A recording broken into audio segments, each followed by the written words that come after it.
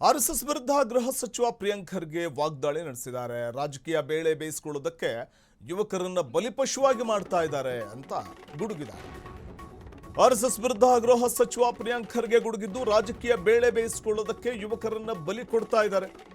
ಗಲಭೆಯಲ್ಲಿ ಸಾಯೋದು ಬಡವರ ಮಕ್ಕಳು ಅಂತ ಕಿಡಿಕಾರಿದ್ದಾರೆ. ಬಿಜೆಪಿ ನಾಯಕರ ಮಕ್ಕಳು ಯಾರು ಆರ್ಎಸ್ಎಸ್ ನಲ್ಲಿದ್ದಾರೆ,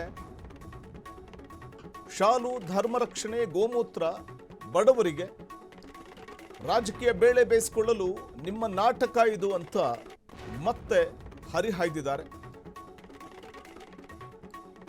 ಗಲಭೆ ವಿಚಾರಗಳನ್ನು ಕೂಡ ಪ್ರಸ್ತಾಪ ಮಾಡಿದರು ಅವರು. ಗಲಭೆಯಲ್ಲಿ ಸಿಲುಕಿದವರಿಗೆ ಆರ್ಎಸ್ಎಸ್ ಸಹಾಯ ಮಾಡುವುದಿಲ್ಲ, ಈಗಲಾದರೂ ಉದ್ಯೋಗ ಹುಡುಕಿ ಕುಟುಂಬಕ್ಕೆ ನೆರವಾಗಿ ಅಂತ ಗೃಹ ಸಚಿವರು ಕಿಡಿಕಾರಿದ್ದಾರೆ. ಅದೇ ನಾನು ಹೇಳ್ತಾ ಇರೋದು, ಅವ್ರು ಹೇಳ್ತಾ ಇದ್ದಾರಾ? ನಾನು ಮುಂಚೆಯಿಂದ ಏನು ಹೇಳ್ತಾ ಇದ್ದೀನಿ, ಈ ಶಾಲು, ಈ ನಿಮ್ಮ ಗೋಶಾಲೆಗೆ ಹೋಗಬೇಕು, ಗೋಮೂತ್ರ ಕುಡಿಬೇಕು, ಧರ್ಮ ರಕ್ಷಣೆ, ಗೋರಕ್ಷಣೆಗೆಲ್ಲ ಯಾರಿಗೆ ಬಿಡೋದು? ಬಡವ್ರ ಮಕ್ಕಳಿಗೆ. ಇವ್ರ ಮಕ್ಕಳು ಏನು ಮಾಡ್ತಾ ಇದ್ದಾರೆ ತೋರಿಸ್ಬಿಡಿ. ಒಂದು ಬಿ ಜೆ ಪಿ ಲೀಡರು ಮಗ ಇವತ್ತು RSS ಫುಲ್ ಟೈಮ್ ಪ್ರಚಾರಕ್ಕೆ ಯಾರನ್ನ ಇದ್ದಾರ ತೋರಿಸ್ಬಿಡಿ ನನಗೆ.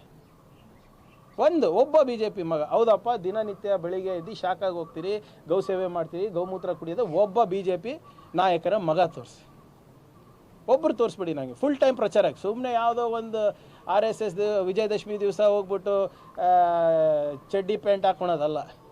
ಫುಲ್ ಟೈಮ್ ಪ್ರಚಾರಕ್ಕೆ ಯಾರಿದ್ದಾರೆ? ಕೋಮ ಗಲಭೆಗಳೆಲ್ಲ ಯಾರು ಸಾಯ್ತಾ ಇದ್ದಾರೆ ಸರ್? ಇವ್ರ ಮಕ್ಕಳು ಹೋಗ್ತಾರಾ ಅಲ್ಲಿ? ಇವತ್ತು ನಾನು ಹೇಳ್ತಾ ಇರೋದೇ, ಬಹುಶಃ ಅವ್ರು ಪ್ರತಿಪಾದನೆ ಮಾಡ್ತಾ ಇದ್ದಾರೆ.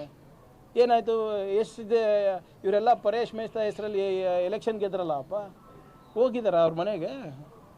ಹಾಂ, ಬೇರೆ ಬೇರೆ ಎಷ್ಟೊಂದು ಜನ ತೀರೋದ್ರಲ್ಲ ಪಾಪ ಮಕ್ಕಳು. ಎಲ್ಲಿ, ಎಷ್ಟು ವಯಸ್ಸವ್ರದ್ದು? 22, 25, 28. ಸೊ ಆದ್ದರಿಂದ ಇವತ್ತು ನಾನು ಹೇಳ್ತಾ ಇರೋದು, ಅವರು ಹೇಳ್ತಾ ಇದ್ದಾರೆ ಅಂದರೆ ಭಾಳ ಸಂತೋಷದ ವಿಷಯ. ಈಗನ ಜಾಗೃತರಾಗಿ ದಯವಿಟ್ಟು ಒಂದು ಉದ್ಯೋಗ ಹುಡುಕಿ, ತಮ್ಮ ಕುಟುಂಬದವರಿಗೆ ಒಂದು ನೆರವಾಗಿ